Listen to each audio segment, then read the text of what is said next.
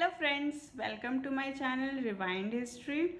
पिछली क्लास में हम लोग वैदिक काल या वैदिक एज के बारे में पढ़ रहे थे और हम लोगों ने देखा था कि वैदिक काल को दो पार्ट में डिवाइड किया जाता है, ऋग वैदिक काल और उत्तर वैदिक काल।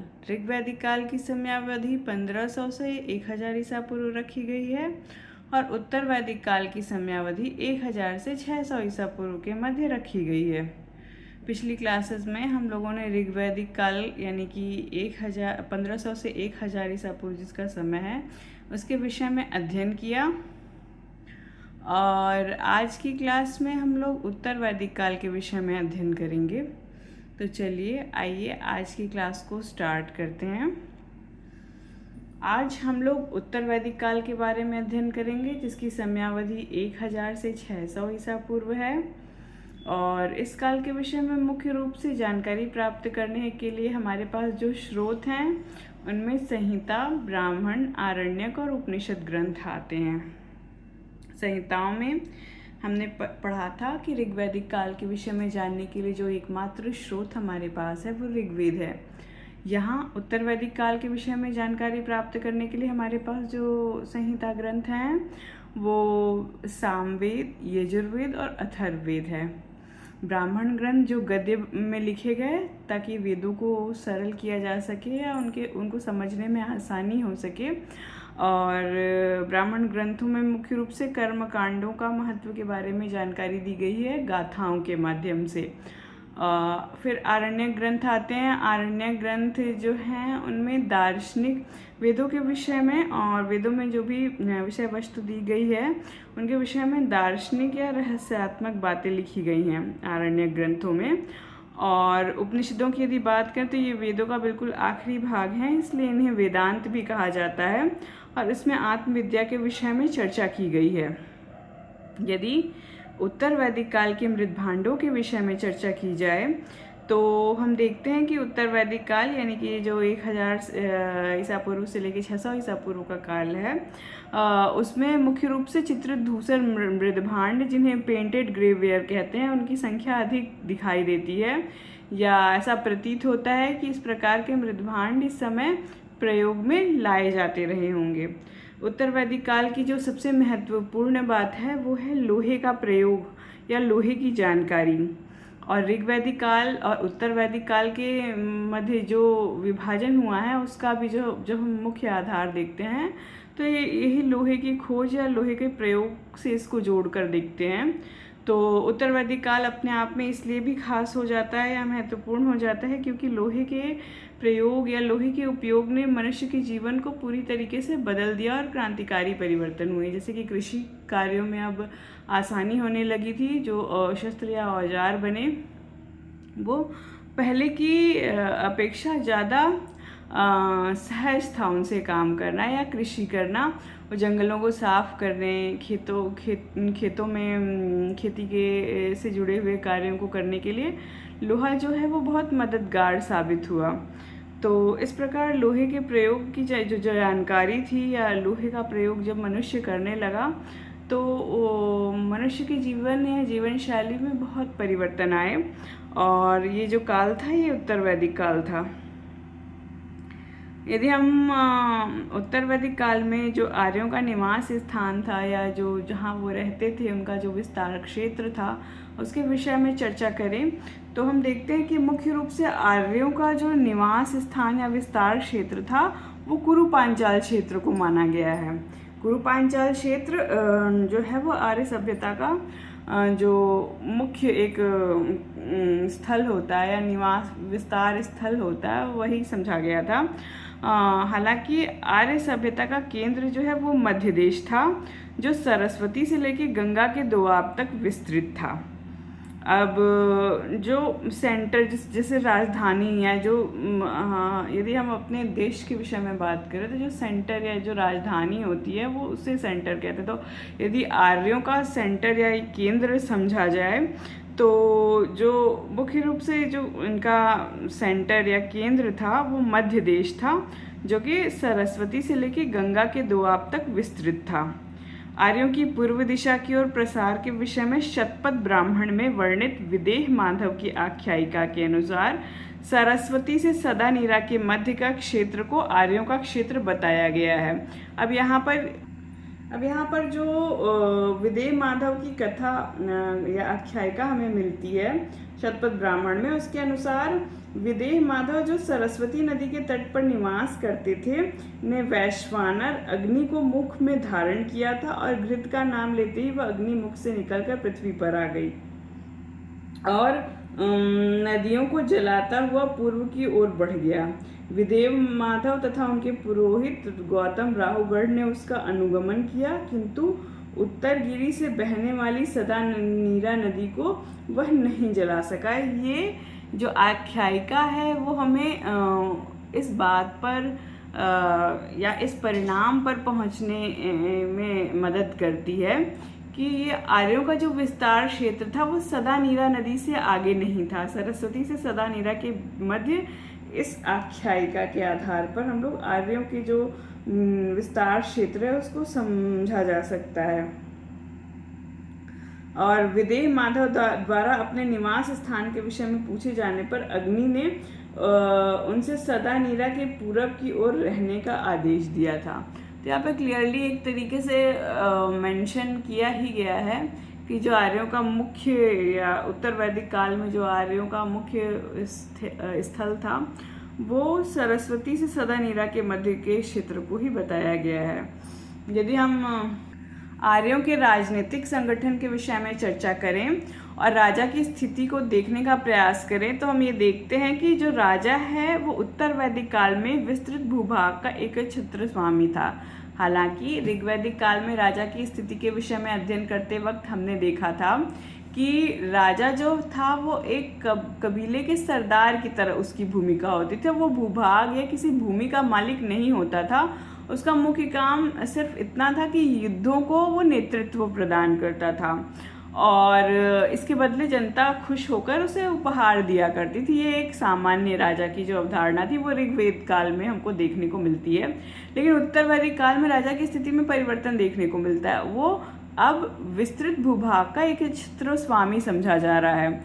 ऐतरेय ब्राह्मण में इस संदर्भ में राजा की उत्पत्ति के संबंधित सिद्धांत भी हमें मिलते हैं और राजा का उदय जो है वो सैनिक आवश्यकता की पूर्ति के लिए हेतु हुआ था। हालांकि ऋग्वैदिक काल में भी राजा का जो उदय है या राजा का जो पद है उसको इसीलिए सृजित किया गया था कि वो युद्धों को नेतृत्व प्रदान कर सके और जो सैनिक हैं उनको नेतृत्व प्रदान कर सके और सैनिक आवश्यकताओं की पूर्ति कर सके।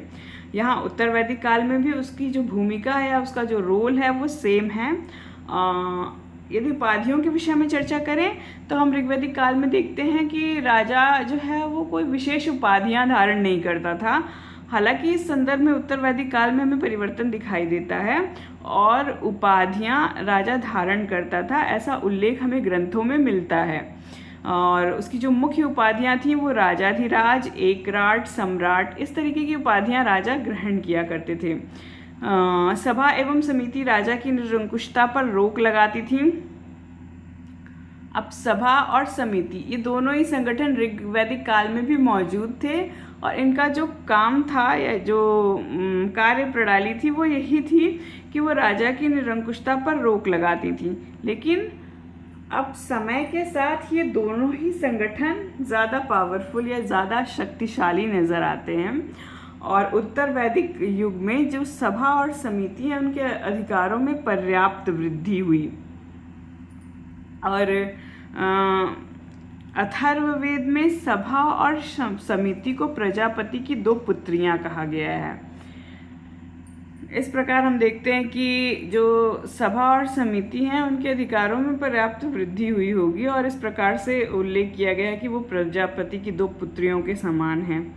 युद्धों में वह सेना का संचालन करता था और वह शांति के समय प्रजा की रक्षा करे। राजा के कर्तव्य के विषय में यदि बात करें तो जब युद्ध का समय होता था तो वो युद्धों को नेतृत्व प्रदान करता था या युद्धों का संचालन करता था और शांति के समय प्रजा की रक्षा करता था। अब उत्तर वैदिक काल में हम देखते हैं कि जो प्रधान दंडधर का काम है, हालांकि ऋग वैदिक काल में ऐसी कोई चर्चा नहीं की गई है कि राजा दंड दिया करता था, लेकिन उत्तर वैदिक काल में इस बात का उल्लेख किया गया है कि राजा जो है वो प्रधान दंडधर था, यानी दंड देने का अधिकार या दंड में परिवर्तन करने का अधिकार राजा के पास सुरक्षित था। सामाजिक जीवन, उत्तर वैदिक काल के संदर्भ में यदि हम सामाजिक जीवन या उत्तर वैदिक काल के समय में के लोगों, ये जो आर्य थे, उनका सामाजिक जीवन किस प्रकार का था, इस संबंध में यदि चर्चा की जाए तो हम देखते हैं कि उत्तर वैदिक काल में जो समाज था, उसकी जो परिवार जो थी, उसकी एक इकाई थी और वो संयुक्त परिवार की जो प्रथा थी वो मौजूद थी उस समय में।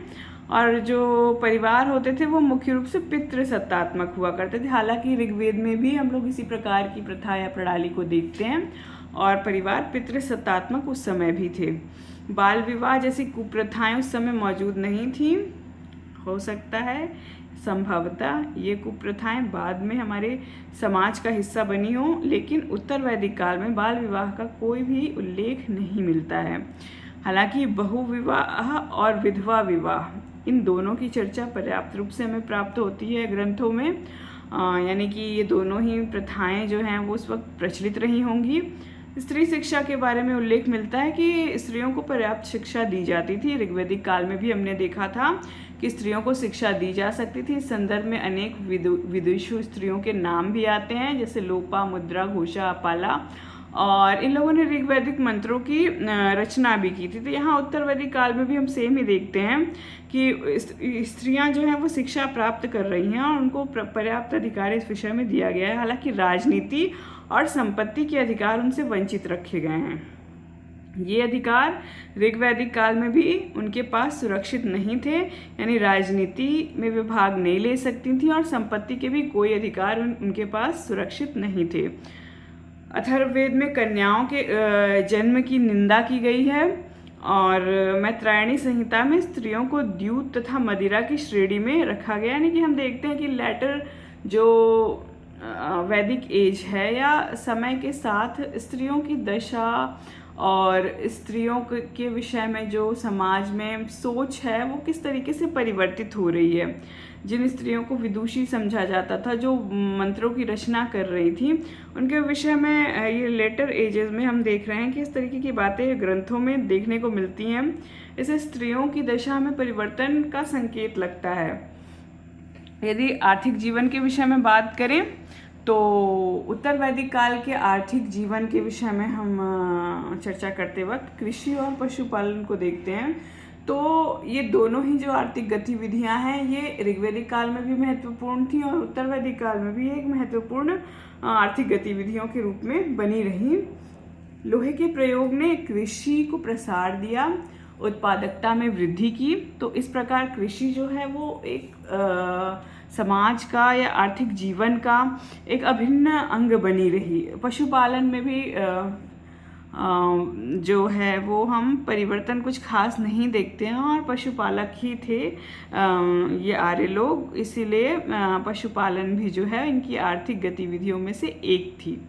शतपथ ब्राह्मण में कृषि की चारों क्रियाओं जुताई, बुवाई, कटाई तथा मड़ाई का उल्लेख मिलता है और काठक संहिता में 24 बैलों द्वारा खींचे जाने वाले, यानी ये सब जो भी उल्लेख हैं वो इस बात की ओर संकेत कर रहे हैं और बार बार संकेत कर रहे हैं कि कृषि जो है वो आर्थिक जीवन या आर्थिक गतिविधि एक महत्वपूर्ण आर्थिक गतिविधि के रूप में मौजूद है। और ये इस तरीके की गतिविधियों का जो जुताई है, बुआई है, कटाई है, मढ़ाई है, ये सब कृषि से जो भी संबंधित जो गतिविधियां हैं इनका उल्लेख आने का मतलब ही यही है कि ये व्यापक रूप से की जा रही होंगी और कृषि जो है वो अपनी उत्पादकता में वृद्धि के कारण एक अर्थव्यवस्था में अपना एक योगदान, अच्छा खासा योगदान देती होगी। पशुपालन के संदर्भ में यदि बात की जाए तो पशुओं में गाय, बैल, भेड़, बकरी, गधे, सूअर आदि प्रमुख थे और इनको पाला जाता था। पशुओं के विषय में हम लोगों ने पिछली बार भी चर्चा की थी कि जो गाय थी वो बहुत पवित्र मानी जाती थी। आर्य गायों को एक प्रमुख पशु के रूप में देखते थे और इनकी पूजा भी करते थे। इनसे जुड़े कई शब्दावलियाँ भी हमने पिछली बार चर्चा की थी। तो गाय जो है वो एक प्रमुख पशु के रूप में था और पशुपालक लोग भी थे ये आर्य लोग। तो गाय जो है वो पशुपालन में एक महत्व पशु के रूप में उस समय प्रेजेंट थी। यानी कि पशुपालन की जो गतिविधियां थी वो उस समय भी प्रचलित थी और ऋग्वैदिक काल में भी और उत्तर वैदिक काल में भी इनका प्रचलन था। यदि व्यापार एवं वाणिज्य के विषय में बात की जाए तो हमने देखा था कि ऋग्वैदिक काल में जो व्यवसाय था वो वंशानुगत नहीं था और इसके विषय में श्लोक भी आता है कि लोग अपनी मर्जी के अनुसार अपने व्यवसाय को चुन सकते थे। यहाँ पर व्यवसाय जो है वो वंशानुगत दिखाई देता है।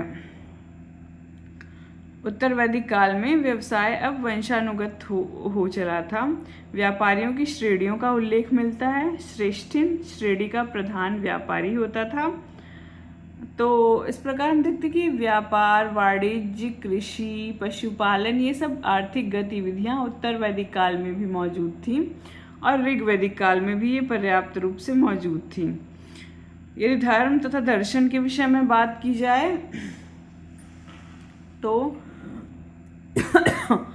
आर्यों के धर्म और दर्शन के विषय में बहुत अधिक परिवर्तन तो नहीं, लेकिन हाँ कुछ परिवर्तन देखने को मिलते हैं कि ये जो यज्ञीय विधि विधान थे वो अत्यंत विस्तृत तथा जटिल हुए। यज्ञों में पशु बलि को प्रधानता दी जाने लगी थी उत्तर वैदिक काल में। उपनिषदों के समय तक तप, त्याग, संन्यास आदि पर विशेष बल दिया गया। उपनिषदों में कर्म कांडों की निंदा की गई है तथा ब्रह्म को एकमात्र सर्वोच्च सत्ता मानी गई है। अब हम लोग लेटर वैदिक एज में यदि बात करें तो देखते हैं कि जो देवताओं की अवधारणा आर्यों की ऋग्वैदिक काल में थी और बहुदेववाद में वे विश्वास रखते थे। उत्तर वैदिक काल में अब देवताओं का एकीकरण किया जाने लगा। इस संदर्भ में अश्विन जो देवता हैं वो हमें देखने को मिलते हैं और ये समझ में आता है कि जो बहुसंख्यक या बहुत अधिक मात्रा में देवताओं की संख्या थी ऋग्वैदिक काल में, वो अब आर्य जो है वो उनका एकीकरण कर रहे हैं। उनकी संख्या अब कुछ कम दिखाई देती है उत्तर वैदिक काल में। तो इस प्रकार से अब यज्ञों को, कर्मकांडों को, इन सब चीज़ों को शुरुआत में इन सब चीज़ों पे बल दिया गया, लेकिन अंत में हम देखते हैं यानी कि जब उत्तर वैदिक काल का के समापन की ओर जब बढ़ने लगता है तो यानी उपनिषदों के समय में हम देखते हैं कि कर्म कांडों की निंदा की जाती है और ब्रह्म को एकमात्र सर्वोच्च सत्ता माना गया है। तो इस प्रकार आज हम लोगों ने उत्तर वैदिक काल के विषय में अध्ययन किया। उत्तर वैदिक काल से जुड़े हुए जो भी महत्वपूर्ण फैक्ट्स थे उनका अध्ययन किया है। तो आज हम लोगों ने वैदिक काल को समाप्त कर दिया, यानी कि ऋग्वैदिक काल और उत्तर वैदिक काल के विषय में हम लोगों ने विस्तृत अध्ययन कर लिया है। अब अगली कक्षा में हम लोग नई विषय वस्तु और नए चैप्टर के साथ मिलेंगे। तब तक के लिए आप लोग अच्छे से पढ़ाई कीजिए, खूब मेहनत कीजिए, चैनल को सब्सक्राइब कीजिए, वीडियो को लाइक कीजिए। Thank you.